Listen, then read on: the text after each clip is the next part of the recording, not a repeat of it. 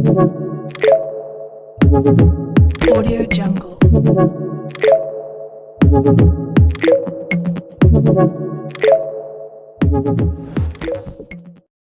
नमस्कार विद्यार्थी मित्रांनो, चला तर कान्हा एज्युकेशनमध्ये आपल्या सर्वांचे स्वागत आहे. तर चलो भाई देखो अब मैं क्या करता हूँ. आज आपण बेसिक इलेक्ट्रॉनिक्स या सब्जेक्टबद्दल डिस्कस करणार आहोत. तर त्याच्यामध्ये जो ट्रान्झिस्टर नावाचा जो पार्ट आहे तो आज आपण डिस्कस करूया. ओके, चला तर वेळ न घालवता तर सुरुवात करूया. बघा, युनिट नंबर 3 जो असेल, जो की आपण म्हणतो त्याला BJT ॲम्प्लिफायर्स. ओके, तर हा BJT ॲम्प्लिफायर चॅप्टर आपण डिस्कस करणार आहे. तर त्याच्या अगोदर आपल्याला काही महत्त्वाच्या गोष्टी जे की या चॅप्टरसाठी खूप इम्पॉर्टन्स आहेत. म्हणजे मी म्हणू शकतो की तुम्हाला सर्वात पहिले ट्रान्झिस्टर म्हणजे काय ते माहीत पाहिजे, बरोबर. जसं की तुम्ही PN जंक्शन डायोड ऐकला असेल, जेनर डायोड ऐकला असेल, बरोबर आहे. आता ह्याची डायोड आपण यूज केले जसे स्विचिंगसाठी वगैरे वापरत होतो. आपण बघितलं की PN जंक्शन डायोड जो असेल तर आपण कायसाठी वापरत होतो, स्विचिंगसाठी, बरोबर आहे ना. आता स्विचिंग म्हणजे सरळ काय, ऑन करणे किंवा ऑफ करणे, बरोबर आहे. ऑन किंवा ऑफ इलेक्ट्रॉनिकचं डिव्हाइस असेल किंवा बाय युजिंग इलेक्ट्रॉनिक सर्किट आपण याला एक तर ऑन किंवा ऑफ करत होतो, बरोबर आहे. हे झालं तुमचं स्विचिंग. हे काय झालं तुमचं स्विचिंग. पण आपल्याकडे एक असा इलेक्ट्रॉनिक डिव्हाइस आहे की जो काय करत असतो, ॲम्प्लिफाईंग करत असतो किंवा त्याला आपण एक ॲम्प्लिफायर म्हणून वापरत असतो. त्यालाच आपण काय म्हणत असतो, ट्रान्झिस्टर. ओके, तर थोडं आपण त्याच्याबद्दल डिस्कस करू. सगळ्यात पहिले बेसिक, कारण तुम्हाला हा चॅप्टर किंवा हा युनिट समजून घेण्यासाठी पहिली गोष्ट तुम्हाला ट्रान्झिस्टर काय हे माहीत पाहिजे, बरोबर आहे. आता तुम्ही इथं जर बघितलं ना, तर याचे जर तुम्ही नाव बघितलं, बरोबर आहे ना, याला काय म्हणतो आपण, ट्रान्झिस्टर, बरोबर. म्हणजे ट्रा, बरोबर ना. ट्रा म्हणजे काय, मग 3, बरोबर आहे. आणि ट्रान्झिस्टर जे असेल याचा अर्थ काय की हा जो डिव्हाइस आहे किंवा हा जो कंपोनंट आहे याला किती टर्मिनल आहे, मग 3 टर्मिनल, बरोबर. म्हणजे हा डिव्हाइस कसं आहे, 3 टर्मिनल डिव्हाइस आहे, बरोबर. म्हणजे ट्रान्झिस्टर जो असेल, आता या खालचे जेवढं काही क्लासिफिकेशन आहे काय म्हणणार आपण त्याला, 3 टर्मिनल डिव्हाइस, बरोबर आहे. मग याच्यामध्ये जर बघितलं तर सगळ्यात पहिली कोणती ती BJT आणि दुसरा कोणता असेल, FET. आता BJT म्हणजे काय, बरोबर आहे ना, FET म्हणजे काय, हे आपण सगळं इन डिटेलमध्ये 1 बाय 1 बघणार आहोत. क्लिअर आहे. हां, मग BJT म्हणजे काय, बायपोलर जंक्शन ट्रान्झिस्टर. FET म्हणजे काय, फील्ड इफेक्ट ट्रान्झिस्टर, बरोबर आहे. आता त्याच्यामध्ये पण त्यांनी आपली जी सुरुवात असेल ती काय दिली त्यांनी, की बाबा BJT याचा ॲम्प्लिफायर वगैरे आपण डिस्कस करायचं. मग BJT म्हणजे काय तेही मी तुम्हाला सांगतो. बघा, थोडं 1 बाय 1 आपण स्टेप बाय स्टेप जाऊया, म्हणजे तुम्हाला अजून समजायला सोपं जाईल, बरोबर आहे. बघा, त्याच्यामध्ये जर मी थोडं ॲनालिसिस केलं, मी तुम्हाला आताच म्हटलं की मला ट्रान्झिस्टर शिकायचं आहे, बरोबर आहे. मग ट्रान्झिस्टर जो असेल, मी आताच तुम्हाला सांगितलं की ट्रान्झिस्टर म्हणजे काय, 3 टर्मिनल डिव्हाइस, बरोबर आहे. याचे 2 मेन फंक्शन असतात, लक्षात घ्या. कारण बेसिक पहिले समजून घेतल्यानंतर तुम्हाला पुढे जायला सोपं जाईल. बघा, मी काय म्हणू शकतो की ट्रान्झिस्टरची 2 कामं असतात. एक म्हणजे काय, स्विचिंग करणे, आणि दुसरं म्हणजे काय, ॲम्प्लिफाय करणे, बरोबर आहे. हां, काय म्हणतो आपण त्याला, स्विचिंग करणे किंवा दुसरं काय म्हणू शकतो आपण, ॲम्प्लिफाय करणे. तर स्विचिंग म्हणजे काय सर, की मी काय म्हणू शकतो, एक म्हणजे ऑन करणे किंवा दुसरं काय म्हणू शकतो आपण, ऑफ करणे. जसं आपण बघितलं असेल, बघा, आपला जो स्विच असतो इलेक्ट्रिक बोर्डाचा, बरोबर आहे ना, त्याला असे 2-3 विविध बटन लावलेले असतात किंवा असे त्याला सॉकेट लावलेलं असतं, बरोबर आहे. हे झालं तुमचं इलेक्ट्रिकल स्विच, जे की आपण मॅन्युअली ऑपरेट करतो, बरोबर आहे ना. पण आपण इलेक्ट्रॉनिक स्विच पण बघितले, जसं PN जंक्शन डायोड असेल, जेनर डायोड असेल, असे बरेच स्विचेस आपण बघितले. तर त्याचं काम काय असतं, ऑन होणे किंवा ऑफ होणे. आणि ॲम्प्लिफायर जो असतो त्याचं काम काय असतं रे, मग इट कन्वर्ट लो सिग्नल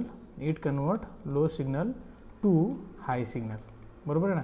याचं काम काय असतं, लो सिग्नलचं काय करत असतो तो हाय सिग्नल. जसं की तुम्ही सपोज एक्झाम्पल म्हणू शकता, आपला जो स्पीकर असतो बघा, बरोबर ना, लाऊड स्पीकर जो असतो ते तुमचं एक्झाम्पल कशाचं आहे, ॲम्प्लिफायचं. कशाचं एक्झाम्पल आहे, ॲम्प्लिफायचं. ओके, अपेक्षा करतो की तुम्हाला एक्झॅक्ट नेमकं मला काय म्हणायचे ते कळालेलं असेल, बरोबर आहे. बघा, आता हे जे ॲम्प्लिफायर आपण डिस्कस केलं ते आता स्टेप बाय स्टेप जाऊया. म्हणजे मी तुम्हाला जसं म्हटलं क्लासिफायनुसार आपण त्याला जाऊ, बरोबर आहे. आता मला एवढं कळालं की BJT मी कायसाठी वापरणार आहे, BJT कायसाठी वापरणार मी आता, ॲम्प्लिफाय करणे किंवा स्विचिंग करणे, दोन्ही कामासाठी मी त्याला वापरू शकतो, बरोबर आहे. तिथं BJTमध्ये सुद्धा 2 पार्टी, एक म्हणजे कोणता आहे, NPN, आणि दुसरं कोणता असेल, PNP ट्रान्झिस्टर, बरोबर आहे. त्यानंतर येतो तुमचा फील्ड इफेक्ट ट्रान्झिस्टर. ज्यावेळेस आपण फील्ड इफेक्ट ट्रान्झिस्टर डिस्कस करणार आहे, तर फील्ड इफेक्ट ट्रान्झिस्टर जे असेल किंवा FETमध्ये कोणते मेन टाईप्स किती आहेत, 2. कोणकोणते 2 मेन टाईप्स, एक असेल जंक्शन फील्ड इफेक्ट ट्रान्झिस्टर म्हणजे काय, JFET शॉर्टमध्ये त्याला म्हणू शकता. आणि दुसरा कोणता असेल तुमचा, मॉसफेट. कोणता असेल तुमचा, मॉसफेट, बरोबर आहे. आता हा JFET जो असेल तर त्याची अजून क्लासिफिकेशन खाली आहे, त्याला म्हणतो आपण डिप्लेशन मोड. म्हणजे डिप्लेशन मोडचे अजून 2 आहे, त्याला म्हणजे N चॅनल आणि दुसरं कोणतं असेल, P चॅनल, बरोबर आहे. आणि मॉसफेट जो असेल त्याचे 2 टाईप्स आहेत, एक असेल डिप्लेशन मोड आणि दुसरा कोणता असतो, इन्हान्स मोड, बरोबर आहे. आता याला आपण अजून म्हणू शकतो D मोड, आणि याला म्हणतो आपण E मोड. शॉर्टमध्ये लक्षात ठेवा, याला काय म्हणतो आपण, D मोड, आणि याला काय म्हणू शकतो आपण, E मोड, बरोबर आहे. मग आता D मोडचं जर बघितलं तर अजून 2 आहे, कोणते, N चॅनल आणि P चॅनल. याचे पण N चॅनल नाही, P चॅनल. म्हणजे सर्वांचे खाली काय काय आहे, N चॅनल आणि P चॅनल. पण हे झालं कोणाचं, FETचं, बरोबर आहे. मग FET काय आहे, BJT काय, हे नावापासून आपण शिकणार, त्याच्याबद्दल निवांत राहा. बरोबर. पण वापस इकडे येऊ, BJTमध्ये जर तुम्ही बघितलं ना तर इथं N चॅनल आणि P चॅनल नाही, इथं काय आहे NPN आणि दुसरं काय आहे PNP. ज्यावेळेस तुम्ही पुढे जाताना त्यावेळेस तुम्हाला कळेल. मी जर समजा NPN जर म्हणत असेल ना तर त्याला एक चॅनल तयार होतं बघा असं Nचं, बरोबर. मी याला एक N चॅनल पण म्हणू शकतो, लक्षात आलं. ओके. पण याला काय म्हणतो आपण NPN ट्रान्झिस्टर, बरोबर. आता हा NPN ट्रान्झिस्टर बघितला तुम्ही, त्याचा ॲक्च्युअलमध्ये हा सिम्बॉल आहे आणि हा जो असेल तो PNPचा सिम्बॉल आहे, बरोबर. याच्यामध्ये फरक काय सर तुम्हाला दिसत नसेल तर बघा, हा एक असा ॲरो असतो, बरोबर आहे, आणि इथं हा एक असा ॲरो असतो मेन म्हणजे, बरोबर. आणि तो ॲरो कोणाला असतो रे इमिटरला, बरोबर आहे. हा ॲरो कोणाला असतो इमिटरला. याला ॲक्च्युअली किती टर्मिनल म्हटलं मी तुम्हाला 3, 1 2 आणि 3. ऑलरेडी तुम्हाला थोडंफार बेसिक माहीत असेल. ओके. आता इमिटर बेस कलेक्ट, बरोबर. माझा सांगायचा उद्देश असा आहे की ज्यावेळेस तुम्हाला याच्या 2 गोष्टी शिकायच्या आहेत, बरोबर. ज्यावेळेस मी BJT माझ्या डोक्यात येईल ना त्यावेळेस मला माझ्या एवढंच लक्षात आलं पाहिजे, सर मला BJTची स्विचिंग कळाली पाहिजे आणि सर मला BJTचं काय कळायला पाहिजे, ॲम्प्लिफाय कळायला पाहिजे, बरोबर. किंवा तो ॲम्प्लिफायर म्हणून कसं काम करतो एवढंच, बाकी BJTमध्ये काही नाही, बरोबर आहे. मग मला याचे 2 पार्ट पडले, ते 2 पार्ट मला समजून घेण्यासाठी एक इम्पॉर्टंट पोर्शन होतो, तो म्हणजे कोणता, त्याचं कॉन्फिगरेशन, बरोबर. BJTचं कॉन्फिगरेशन पण आहे. BJTचे किती टर्मिनल म्हटलं मी तुम्हाला, इमिटर बेस आणि कलेक्टर, बरोबर आहे. तर हे जे 3 टर्मिनल आहेत त्याच्यावरून तिचं काही कॉन्फिगरेशन पडलेलं आहे, इलेक्ट्रॉनिक कॉन्फिगरेशन. अगोदर आपण ती थोडं डिस्कस करूया म्हणजे जेणेकरून तुम्हाला समजायला पुढं आणखी इझी जाईल, बरोबर आहे. सिम्बॉल लक्षात ठेवा, बरोबर आहे. सिम्बॉल लक्षात ठेवा पक्की, की इथे जर सिम्बॉल मी काढणार आहे तर तो सिम्बॉल तुम्हाला कन्फ्युजन नाही झालं पाहिजे, बरोबर. कन्फ्युजन म्हणजे मला म्हणायचा उद्देश असा आहे, हा मधला जो टर्मिनल असतो त्याला आपण नेहमी बेस म्हणत असतो आणि हा जो असेल तो कलेक्टर असेल किंवा इमिटर असेल, बरोबर. आता त्याचं नाव फिक्स कधी होणार, after that arrow. Me arrow दिल्यानंतर याचं नाव फायनल होत असतं, बरोबर. मी ॲरो दिल्याने याचा अर्थ फायनल टर्मिनल आहे का नाही. मग मी इमिटरला नेहमी ॲरो देतो, बरोबर. जर समजा मी ॲरो बाहेरच्या डायरेक्शनने काढला, बरोबर आहे, तर तो कोणता असेल किंवा आतल्या डायरेक्शनने असेल तर कोणता असेल, तर ते कसं लक्षात ठेवायचं मी तुम्हाला एक त्याची ना थोडी शॉर्ट ट्रिक सांगतो बघा. मी जर म्हटलं NPN, बरोबर आहे. आता इथे जर बघितलं ना तर हे दोघं सारखे, याच्यामध्ये वेगळा कोण आहे P, बरोबर आहे. आणखी जर म्हटलं मी PNP, बरोबर आहे, याच्यामध्ये दोघं सारखे, याच्यामध्ये वेगळा कोण आहे N, म्हणजे वेगळा माणूस शोधा. आपण नाही की समजा एक 50 मुलं जे असेल, समजा मी घेतले सायन्सचे, बरोबर आहे, त्याच्यामध्ये एखादा 51 नंबरचा मुलगा जर कॉमर्सचा टाकला, तुमचा फोकस कोणाकडे जाणार, त्या कॉमर्सच्या मुलाकडे. मग सेम लागेल तसं आपण इथे वेगळा शोधायचा. वेगळा समजा मी काय, इथे वेगळा कोण आहे P, इथे वेगळा कोण आहे N, बरोबर आहे. मग जिथं हा वेगळा P आहे ना, P म्हणजे पळून जाणार, लक्षात ठेवायचं. P म्हणजे काय लक्षात ठेवायचं, पळून जाणार. P म्हणजे जर पळून जात असेल तर याच्या उलटा काय असेल, हा असेल, क्लिअर आहे. मग पळून कुठं जातो मग लक्षात ठेवा, हा इथे जर तुम्ही बघितलं तर हा इथे तुमची त्रिफुली तयार झाली ना, हा एक जंक्शन तयार झाला ना इथं, हा पण इथेच मिळतो, हा पण इथेच मिळतो, हा म्हणजे हे एक जंक्शन पॉईंट लक्षात ठेवा. आणि इथून पळून चालला म्हणजे याचा ॲरो काय असेल, असेल बाहेर असेल, याचा ॲरो काय बाहेर, म्हणजे याचा ॲरो जर बाहेर आहे दॅट इज कॉल्ड ॲज, हा पळून जाणारा म्हणजे कोणता असेल, मग हा NPN. मग याचा उलटा काय असेल सर, याचा उलटा कसा काढू शकता तुम्ही, याचा उलटा याचा एक्झॅक्ट असा उलटा सिम्बॉल येईल, बरोबर. याचा ॲरो कुठं असेल, मग असा आतमध्ये असेल, झालं. हा असेल तुमचा PNP ट्रान्झिस्टर, हा कलेक्टर, बरोबर ना, हा कलेक्टर, हा इमिटर आणि हा असेल तुमचा बेस. कळालं. BJTचा सिम्बॉल NPN आणि PNP ही झाली त्याचे सिम्बॉल. ओके. द इंडायरेक्ट त्याचं कन्स्ट्रक्शन डायग्राम असेल वगैरे बाकी डिटेल तर आपण ऑलरेडी म्हणजे तशी डिस्कस करणार आहोत. ओके. पण तुम्हाला लक्षात आलं पाहिजे की मला BJT ॲज अ ॲम्प्लिफायर शिकण्यासाठी काय इम्पॉर्टंट, बरोबर. मी तुम्हाला थोडं इंट्रोडक्शन देतो इथं बघा. BJT जे असेल तिचे बघा, याला पण मी तुम्हाला म्हटलं होतं ना NPN आणि PNP. जर ॲरो आतमध्ये असेल तर मधात N असेल आणि ॲरो बाहेर जर असेल तर पळून जाणारा असेल, लक्षात आलं. ओके. हां, तर त्याच्यामध्ये तुम्हाला ही त्याची डायग्राम वगैरे दाखवतो, हे सिम्बॉल जे असेल त्याच्यावर त्याची डायग्राम, हा यालाच म्हटलं मी तुम्हाला कॉन्फिगरेशन. ओके. आता ते कॉन्फिगरेशन कसं बनतं ते मी तुम्हाला तेही दाखवतो बघा. ॲक्च्युअलमध्ये प्रॅक्टिकली BJT असा दिसत असतो, इमिटर बेस आणि कलेक्टर. ओके. आता त्याचं कॉन्फिगरेशन आपण पहिले डिस्कस करू म्हणजे जेणेकरून तुम्हाला पुढचा पार्ट शिकायला अजून इझी जाईल. ओके. थोडा अजून तुम्हाला तो बघा NPN असे त्याचे 3 लेअर असतात आणि 3 टर्मिनल असतात, इमिटर बेस आणि कलेक्टर, बरोबर. तर याच्यावरून त्याचे जे कॉन्फिगरेशन ठरत असतात ना, ते कॉन्फिगरेशन आपण आता डिस्कस करूया. त्याचे ॲक्च्युअलमध्ये 3 कॅटेगरीमध्ये कॉन्फिगरेशन ठरत असतात. एक म्हणजे काय असेल CB, दुसरा म्हणजे काय असेल CE आणि तिसरा म्हणजे काय असेल CC. ओके. आता नेमकं CB म्हणजे काय होतं, CE म्हणजे काय होतं आणि CC म्हणजे काय होतं. तर CB म्हणजे काय होतं रे बेस, C म्हणजे काय होतं कलेक्टर, CE म्हणजे काय होतं इमिटर, बरोबर. सर अजून आम्हाला नाही कळालं, बट जस्ट आता समजून घ्या मला म्हणायचं काय बघा. इथे जर तुम्ही बघितलं ना याला म्हणतो आपण कॉमन बेस, याला काय म्हणतो आपण कॉमन बेस, म्हणजे याच्यामध्ये बेस कसा असेल कॉमन, बरोबर. याला जर तुम्ही म्हटलं तर याला काय म्हणू शकता तुम्ही बघा, वरचा C जो असेल तो कॉमन शब्द लक्षात ठेवायचा आणि याला काय म्हणायचं आहे कॉमन इमिटर, क्लिअर आहे. आणि याला म्हणायचं आहे कॉमन कलेक्टर, याला काय म्हणायचं कॉमन कलेक्टर, सिम्पल आहे, क्लिअर आहे. हां, मग हे कॉन्फिगरेशनचे पाडले मी ते कसे पाडले किंवा कायसाठी कसं लक्षात ठेवायचं, मग काय याचे ॲक्च्युअलमध्ये डायग्राम पण आहे आणि याचे याचे कॅरेक्टरिस्टिक्स पण आहे. आणि ते सगळ्या कॅरेक्टरिस्टिक्स लक्षात ठेवणं खूप अवघड आहे. त्याच्यामुळे आपण यासाठी एक ट्रिक्स बनवली, त्या ट्रिक्सनं तुम्हाला लक्षात ठेवावं लागेल. बरोबर आहे. आता कॉमन बेस याचा अर्थ काय होतो सर, तर ते बघा, मी तुम्हाला एक सिंपल आयडिया सांगतो कसं लक्षात ठेवायचं. काय करायचे, एक सिंपल डब्बा मेथड आपण घेणार आहोत. बरोबर आहे. एक सिंपल डबा मेथड घेणार आहोत. बरोबर. एक डबा काढायचा, इथं पण एक डबा काढायचा, क्लिअर आहे, आणि इथं सुद्धा एक डबा काढायचा. बस 3 डबे 3 ठिकाणी काढून द्यायचे. आता दुसरी गोष्ट, तुमच्या सिक्वेन्स कुणाचा पण चान्सेस असतो. मग सर सिक्वेन्स काय नाही कळालं, बघा इथं लक्षात ठेवा. मी काय म्हटलं तुम्हाला, इथं बेस, इथं काय म्हटलं तुम्हाला मी बेस. बरोबर आहे. इथं काय म्हटलं तुम्हाला इमिटर, इथं काय म्हटलं तुम्हाला कलेक्टर. बरोबर. म्हणजे इथं जर तुम्ही बघितलं तर शॉर्ट फॉर्म कसा तयार होईल, शॉर्ट फॉर्म कसा तयार होईल, बी ई आणि सी आहे ना. बघा, पहिला बेस, नंतर इमिटर, नंतर कलेक्टर. यालाच काय म्हणायचं, बेसिक इलेक्ट्रॉनिक्स. बरोबर आहे. तुमचा सब्जेक्ट कोणता आहे, बेसिक इलेक्ट्रॉनिक्स. त्याच्यानुसार त्याचा सिक्वेन्स तयार केला. क्लिअर आहे, कळालं, लक्षात आलं. पहिला कॉमन बेस, नंतर कॉमन इमिटर, नंतर कॉमन कलेक्टर. हा सिक्वेन्स चुकू नका देऊ, कारण आपण जी ट्रिक्स लावली ती सिक्वेन्सनुसार तुम्हाला समजायला सोपी जाईल. बरोबर आहे. बघा, आता तुम्ही इथंच काय म्हटलं की सर हा कॉमन बेस आहे ना, मग ठीक आहे, हे डब्बा मेथड जसं याच्यामध्ये कॉमन पॉईंट बाहेर काढला आहे. बरोबर आहे. कॉमन पॉईंट म्हणजे काय, अर्धा डबा इकडं, अर्धा डबा इकडं. बरोबर आहे. याच्यामधून पण एक कॉमन पॉईंट मी बाहेर काढतो आहे. बरोबर आहे. याच्यामधून सुद्धा मी एक कॉमन पॉईंट बाहेर काढतो. बरोबर आहे. हां, चला, आता कॉमन पॉईंट जो बाहेर काढला सर, मी त्याला नाव दिलं बेस. इथं कॉमन पॉईंट मी बाहेर काढला सर, त्याला मी नाव दिलं इमिटर. इथं कॉमन पॉईंट मी बाहेर काढला, त्याला नाव दिलं मी कलेक्टर. बरोबर ना. बेस, इमिटर आणि कलेक्टर. क्लिअर आहे. मग हा बेस, इमिटर, कलेक्टर जो असेल, हा आता हा जो असेल याला म्हटलं होतं आपण बेस. बरोबर आहे. याला म्हटलं होतं आपण इमिटर आणि याला म्हटलं आपण कलेक्टर. बरोबर आहे. हां, आता 2 टर्मिनलची नावं द्यायची राहील.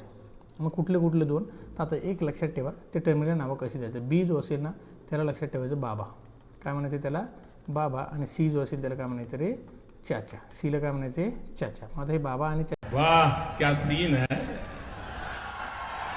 वाह क्या सीन है. त्याच्या काय सर नाही कळालं.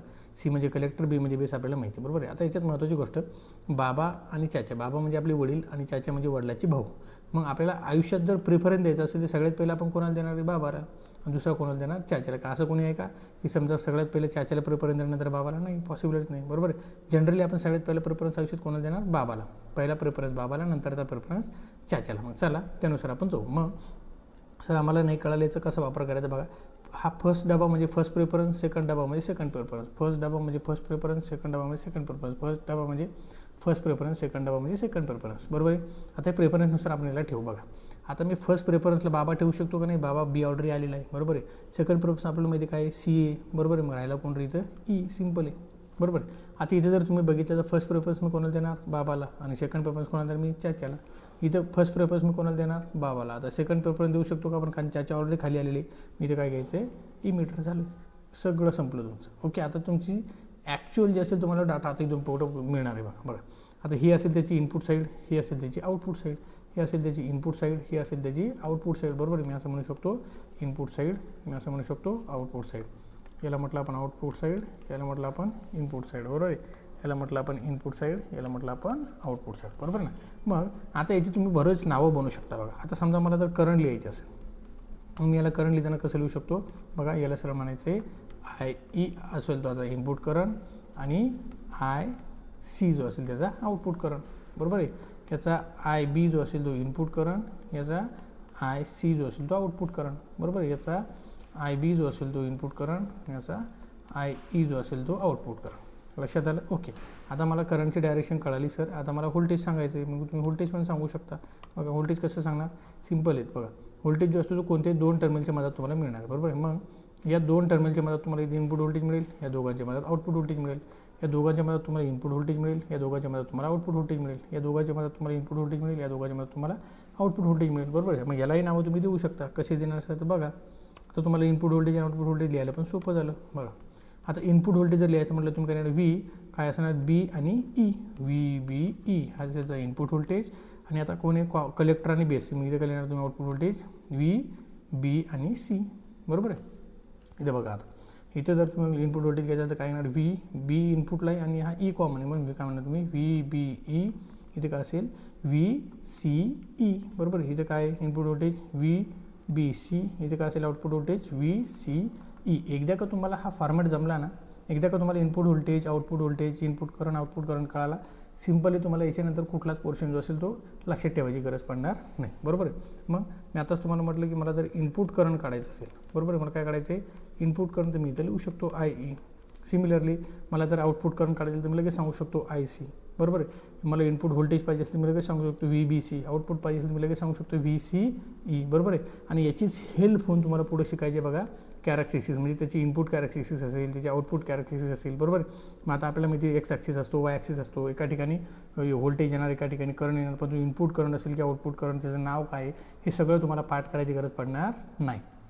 लक्षात ठेवायचं फक्त कॉमन बेस म्हणजे मधली लाईन म्हणजे लेफ्ट साईडला काय असेल, राईट साईडला म्हणजे काय डाव्या साईडला काय असेल इनपुट, और उजव्या साईडला काय असेल आउटपुट. इनपुटला कोणी आउटपुटला कोणी हे लक्षात ठेवण्यासाठी आपली बेस्ट ट्रिक कोणती असेल मग तुमची बाबा आणि चाचा. ओके, अपेक्षा करतो तुम्हाला हे लक्षात आलं असेल, बरोबर आहे. म्हणजे मला म्हणायचं काय की जो मी BJT आता शिकणार आहे, बरोबर ना, मी जो BJT शिकणार आहे that is called as bipolar junction transistor. बघा मी काय शिकायचं, मला BJT याचे 2 पार्ट मला शिकायचे आहेत. सगळ्यात पहिला पार्ट कोणता असेल, स्विचिंग असेल, आणि दुसरा कोणता असेल, ॲम्प्लिफायर असेल, बरोबर आहे.